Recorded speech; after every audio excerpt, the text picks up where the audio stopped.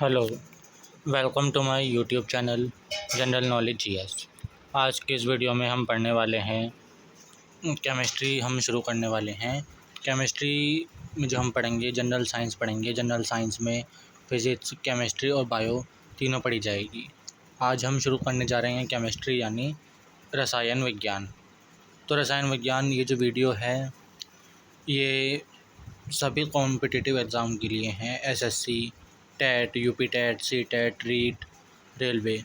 आप चाहें किसी भी एग्ज़ाम की तैयारी कर रहे हों, उन सभी एग्ज़ाम में ये वीडियो बहुत ही कारगर सिद्ध होने वाली है। तो ये हमारे चैनल जनरल नॉलेज जीएस द्वारा शुरू की जा रही है।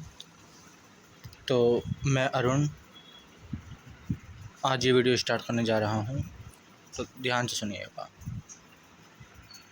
तो इस वीडियो में हम सबसे पहले पढ़ेंगे इंट्रोडक्शन ऑफ रसायन विज्ञान यानी इंट्रोडक्शन ऑफ केमिस्ट्री।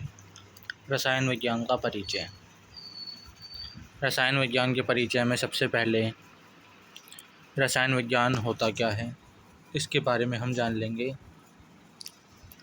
रसायन विज्ञान केमिस्ट्री शब्द की उत्पत्ति के बारे में हमें सबसे पहले पढ़ना है।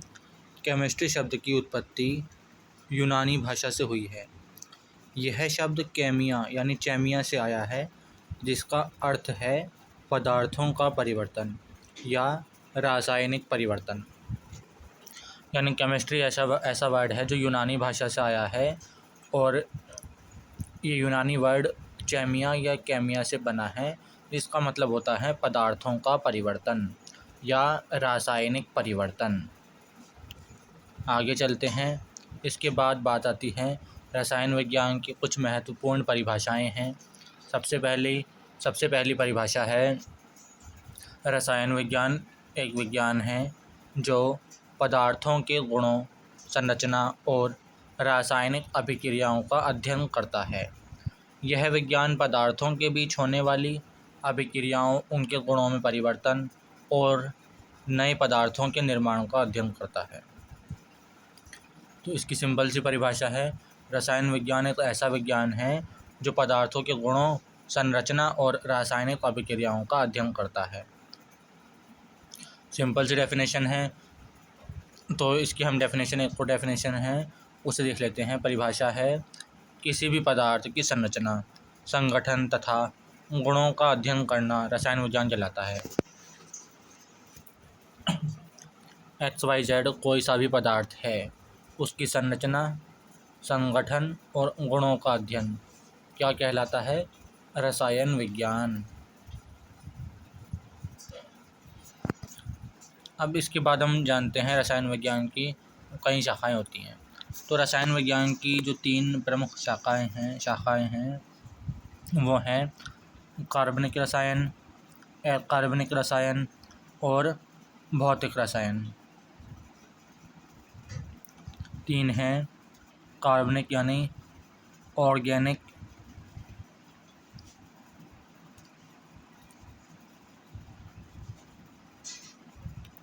अकार्बनिक यानी इनऑर्गेनिक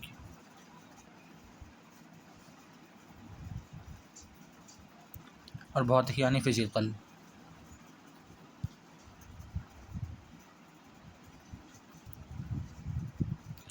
तो रसायन विज्ञान की 3 शाखाएं होती हैं, कार्बनिक रसायन, अकार्बनिक रसायन और भौतिक रसायन। इसके बाद इस वीडियो में हम पढ़ेंगे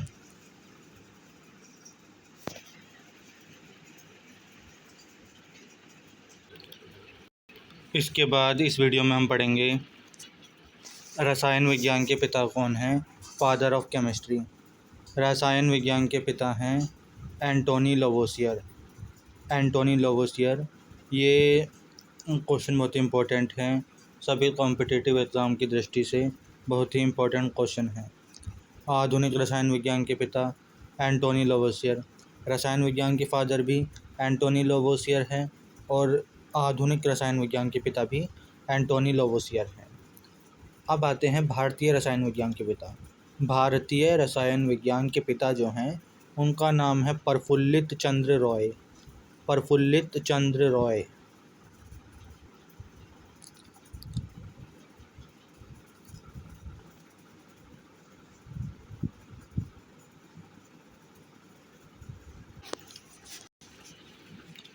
तो इसके बाद बात करते हैं हम सिलेबस। अभी हमने पढ़ा इंट्रोडक्शन, हमने पढ़ लिया है केमिस्ट्री होती क्या है, रसायन विज्ञान क्या है, रसायन विज्ञान की कितनी शाखाएं हैं, रसायन विज्ञान के फादर कौन है, पिता कौन है, भारतीय रसायन विज्ञान के पिता कौन हैं, ये सब बातें हमने अभी अभी पढ़ ली हैं। अब इसके बाद हम पढ़ने जा रहे हैं सिलेबस फॉर एसएससी। ये जो मैंने बताया शुरुआत में ही मैंने बताया, ये वीडियो सभी कॉम्पिटिटिव एग्ज़ाम के लिए है।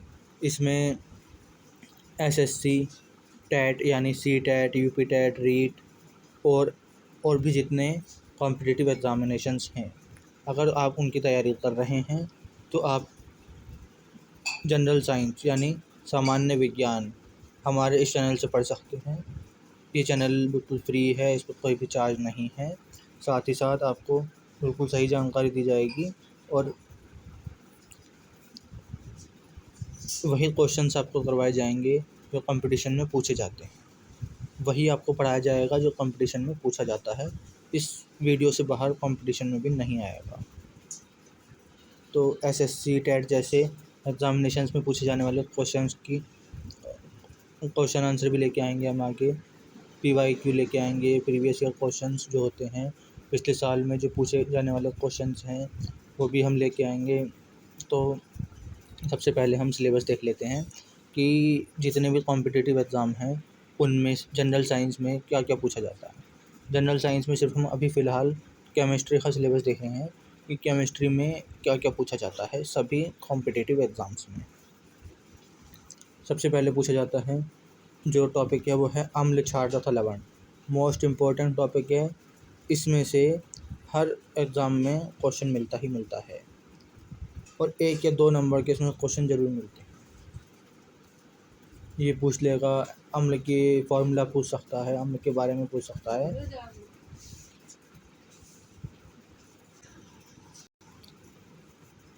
उसके बाद बात आती है, इसमें हम पदार्थ और उसकी अवस्थाएं हैं, तत्व, यौगिक और मिश्रण हैं, कार्बन और उसके यौगिक हैं, मिश्र धातु, कांच, बहुलक, धातु और अधातु, आवर्त सारणी और ईंधन। ये टोटल 10 टॉपिक हैं जो आपको जनरल साइंस में पढ़ के जाने हैं। ये 10 टॉपिक अगर आप पढ़ जाते हैं तो आपका किसी भी कॉम्पिटिटिव एग्ज़ाम में जनरल साइंस का क्वेश्चन नहीं छूटेगा, ये मेरी गारंटी है।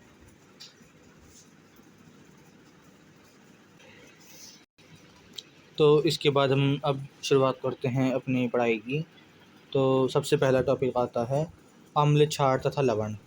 अम्ल, क्षार और लवण। अम्ल, क्षार तथा लवण में हम सबसे पहले पढ़ने जा रहे हैं अम्ल, क्षार और लवण होते क्या हैं।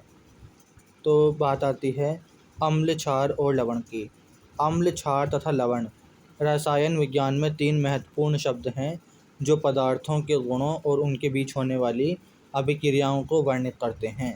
यानी अम्ल, क्षार और लवण ऐसे 3 शब्द हैं जो पदार्थों के गुणों और उनके बीच होने वाली जो रिएक्शंस हैं उसके बारे में बताते हैं। सबसे पहले आता है अम्ल। अम्ल क्या होता है? अम्ल एक प्रकार का पदार्थ है जो जल में घुलकर हाइड्रोजन आयन का उत्पादन करता है। अगर अम्ल को जल में घोला जाता है तो ये H+ आयन में टूट जाता है। जैसे अगर HCl है, HCl एक हमारा एसिड है, हाइड्रोक्लोरिक एसिड। इसे हम जल में घोलते हैं तो जो HCl है ये 2 पार्ट में टूट जाएगा, H+ आयन और Cl- आयन। तो जो अम्ल है, एसिड है, वो जल में घोलने पर H+ आयन का उत्पादन कर रहा है, इसलिए इसे हम अम्ल कहते हैं।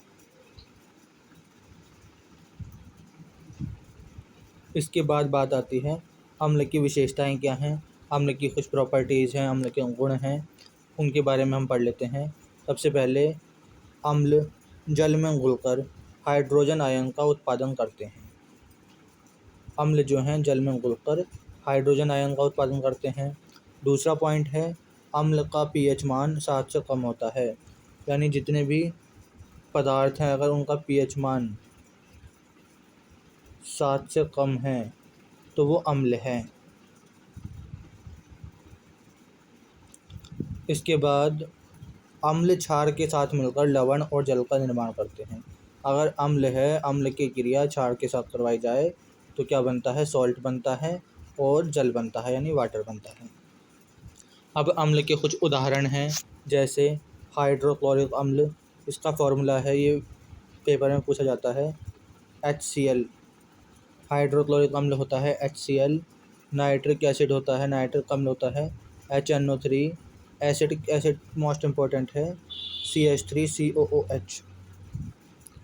तो अम्ल हमने पढ़े, हाइड्रोक्लोरिक एसिड HCl, नाइट्रिक अम्ल HNO3, एसिटिक अम्ल CH3COOH। अब इसके बाद आते हैं अम्ल के प्रकार। अम्ल कई प्रकार का होता है। अम्लों को उनके गुणों, संरचना और उपयोग के आधार पर विभिन्न प्रकारों में वर्गीकृत किया जा सकता है। अम्ल को उनके गुणों, संरचना और उपयोग के आधार पर विभिन्न प्रकारों में वर्गीकृत किया जा सकता है। यहाँ कुछ मुख्य प्रकार के अम्ल हैं। ये जो अम्ल हैं कौन कौन से हैं? सबसे पहला प्रबल अम्ल यानी स्ट्रॉन्ग एसिड। दूसरा दुर्बल अम्ल यानी वीक एसिड। तीसरा कार्बनिक अम्ल यानी ऑर्गेनिक एसिड। चौथा अकार्बनिक अम्ल यानी इनऑर्गेनिक एसिड। पांचवा विलयन अम्ल यानी एक्वस एसिड। और छठा गैसीय अम्ल यानी गैसियस एसिड। इसके बाद आता है, सबसे पहले हम पढ़ते हैं प्रबल अम्ल। प्रबल अम्ल में हम क्या पढ़ रहे हैं? प्रबल अम्ल क्या होते हैं यानी स्ट्रॉन्ग एसिड क्या होते हैं? प्रबल अम्ल वे अम्ल होते हैं जो जल में पूरी तरह से आयनित हो जाते हैं और हाइड्रोजन आयन H+ का उत्पादन करते हैं। अम्ल हैं तो H+ आयन का उत्पादन तो होगा ही होगा, पर प्रबल अम्ल क्या होते हैं? जो जल में पूरी तरह से आयनित हो जाते हैं। अब उदाहरण है, प्रबल अम्ल के उदाहरण कौन कौन से हैं? HCl, HNO3, H2SO4 यानी hydrochloric acid, nitric acid, sulphuric acid. Hydrochloric acid का फॉर्मूला होता है HCl, नाइट्रिक एसिड का फॉर्मूला होता है HNO3, सल्फ्यूरिक एसिड का फॉर्मूला होता है H2SO4।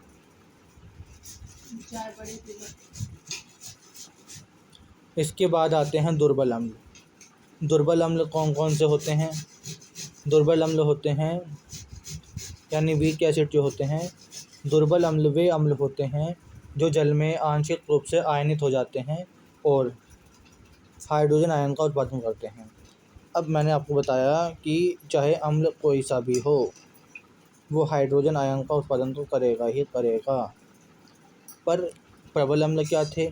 जो जल में पूरी तरह से आयनित हो रहे थे। और दुर्बल अम्ल क्या है? जो जल में आंशिक रूप से आयनित हो रहे हैं।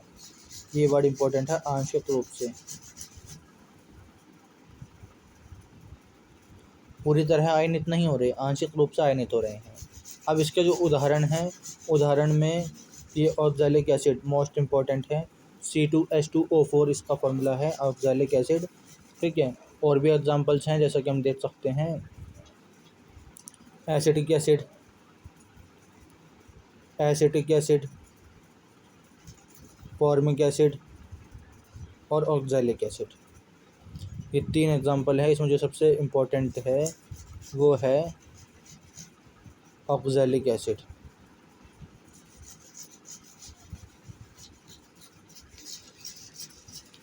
इसके बाद आता है कार्बनिक अम्ल। कार्बनिक अम्ल वे अम्ल होते हैं जिनमें कार्बन और हाइड्रोजन के अलावा अन्य तत्व भी होते हैं, जैसे एसिटिक एसिड यानी ऐसे तत्व जिसमें कार्बन और हाइड्रोजन के अलावा अन्य तत्व भी होते हैं। हाइड्रोजन होगा तो अम्ल है ही, और हाइड्रोजन और कार्बन के अलावा यहाँ पर C है यानी कार्बन है, H हाइड्रोजन है, ये C ये भी कार्बन है, और इनके अलावा O ऑक्सीजन भी है। तो इसे हम क्या बोलते हैं? कार्बनिक अम्ल। सबसे इसमें इम्पोर्टेंट है एसिटिक एसिड। तो नॉर्मली सबको याद रहता है इसका फॉर्मूला, पर जो इसमें इम्पोर्टेंट है वो है सिट्रिक एसिड। इसमें जो इम्पोर्टेंट है वो है सिट्रिक एसिड यानी C6H8O7। Citric acid is most important, C6H8O7। और टार्टरिक एसिड भी इम्पोर्टेंट है, इसका फॉर्मूला पेपर में पूछा जाता है। फिर इसके बाद आता है टार्टरिक एसिड। टार्टारिक एसिड यानी टार्टारिक अम्ल, इसका फॉर्मूला भी मोस्ट इम्पोर्टेंट है, C4H6O6। अब इसके बाद बात आती है फोर्थ नंबर पे अकार्बनिक अम्ल यानी इनऑर्गेनिक एसिड। अकार्बनिक अम्ल वे अम्ल होते हैं जिनमें कार्बन नहीं होता। नाम में ही आ रहा है अकार्बनिक। कार्बन मतलब जिसमें कार्बन हो और अकार्बनिक मतलब जिसमें कार्बन ना हो। तो सबसे पहला है हमारा HCl यानी हाइड्रोक्लोरिक एसिड। दूसरा है हमारा HNO3 यानी नाइट्रिक अम्ल। तीसरा है H2SO4 यानी सल्फ्यूरिक अम्ल। इन तीनों में ही कार्बन नहीं है। यहाँ पर H है, हाइड्रोजन है, नाइट्रोजन है, ऑक्सीजन है। इसमें हाइड्रोजन है, क्लोरीन है, इसमें हाइड्रोजन, सल्फर, ऑक्सीजन है, और कार्बन किसी में नहीं है। तो ये क्या है? अकार्बनिक एसिड हैं। उसके बाद आता है विलयन अम्ल यानी एक्वस एसिड। विलयन अम्ल वे अम्ल होते हैं जो जल में घुलकर हाइड्रोजन आयन देते हैं। विलयन अम्ल सिंपल से हैं, जो जल में घुलने पर H+ आयन का उत्पादन करेंगे, वो विलयन अम्ल हैं। जैसे hydrochloric acid, nitric acid, acetic acid. Acetic acid ज़्यादातर में आ रहा है, ये अकार्बनिक अम्ल में भी था, अम्ल के उदाहरण में भी था। इसका फॉर्मूला तो सबको याद हो ही जाता है। और मोस्ट इम्पॉर्टेंट जो मैंने बताए थे, citric acid, tartaric acid, formic acid, ये मोस्ट इम्पॉर्टेंट हैं। इसके बाद बात आती है गैसीय अम्ल। गैसीय अम्ल वो अम्ल होते हैं जो गैसीय अवस्था में होते हैं। बहुत से ऐसे अम्ल हैं जो द्रव अवस्था में रहते हैं, परंतु कुछ अम्ल ऐसे हैं जो द्रव में अवस्था में भी रहते हैं और गैसीय अवस्था में भी रहते हैं। जैसे हाइड्रोक्लोरिक अम्ल गैस। हाइड्रोक्लोरिक अम्ल जो है ये गैस की फॉर्मेट में भी रहता है, कई बार कुछ टेम्परेचर पर ये गैस की फॉर्मेट में रहता है। नाइट्रिक एसिड है HNO3, ये भी गैस की फॉर्मेट में रहता है। और सल्फ्यूरिक एसिड भी गैस की फॉर्म में पाया जाता है। तो ये थे हमारे एसिड्स। तो हमने क्या पढ़ा, एक बार रिपीट कर लेते हैं। हमने पढ़ा, आज की वीडियो में हमने पढ़ा था, इंट्रोडक्शन पढ़ लिया हमने। इंट्रोडक्शन के बाद हमने केमिस्ट्री की शाखाएं पढ़ ली हमने। केमिस्ट्री की शाखाओं के बाद हमने कॉम्पिटिटिव एग्ज़ाम में पूछे जाने वाले जितने भी जनरल साइंस से रिलेटेड टॉपिक्स हैं उनके बारे में हमने पढ़ा। हमने पढ़ा कि एसिड्स क्या होते हैं, एसिड के बारे में पढ़ा। एसिड में कितने टाइप के होते हैं, वो सारे टाइप हमने पढ़े हैं। जैसे एसिड में हमने पढ़ा, सबसे पहले स्ट्रॉन्ग एसिड पढ़ा, जो जल में पूरी तरह से आयनित हो जाए, वो स्ट्रॉन्ग एसिड है। उसके बाद हमने वीक एसिड पढ़ा, जो जल में आंशिक रूप से आयनित होते हैं, वो वीक एसिड हैं, दुर्बल अम्ल हैं। फिर हमने कार्बनिक एसिड पढ़ा यानी ऑर्गेनिक एसिड पढ़ा, जिसमें कार्बन पाया जाता है। कार्बन और हाइड्रोजन के अलावा अन्य तत्व भी पाए जाते हैं, जैसे CH3COOH, citric acid, tartaric acid. उसके बाद हमने पढ़ा अकार्बनिक अम्ल जिसमें कार्बन नहीं पाया जाता, जैसे HCl, HNO3, H2SO4। उसके बाद विलयन अम्ल यानी एक्वस एसिड, यानी जिसमें जो जल में घुलकर हाइड्रोजन आयन देते हैं। ठीक है। उसके बाद हमने लास्ट पढ़ा है गैसीय अम्ल। ऐसे अम्ल जो जलीय विलय अवस्था में तो होते ही होते हैं, साथ साथ गैसीय अवस्था में भी होते हैं, उन्हें हम बोलते हैं गैसीय अम्ल। तो यदि आपको वीडियो अच्छी लगी हो तो वीडियो को लाइक कीजिए, चैनल को सब्सक्राइब कीजिए और बेल आइकन दबाना ना भूलें फॉर नोटिफिकेशंस। साथ साथ इस चैनल पर आने वाली सभी वीडियोस को लाइक कीजिए। और आने वाली इसके बाद अगली वीडियो में, आने वाली वीडियो में हम पढ़ने वाले हैं इसके बाद वाली वीडियो में हम पढ़ेंगे एसिड। हमने पढ़ लिया है एसिड के बाद हम पढ़ेंगे बेस यानी कि क्षार। अम्ल के बाद हम पढ़ेंगे क्षार। क्षार क्या होता है यानी बेस के बारे में हम पढ़ेंगे अगली वीडियो में। क्षार होता क्या है ये हम पढ़ने वाले हैं, पर ये इस वीडियो में नहीं, हम नेक्स्ट वीडियो में पढ़ेंगे। वीडियो काफ़ी लंबी हो जाएगी। तो इस वीडियो में इतना ही। जय हिंद, जय भारत।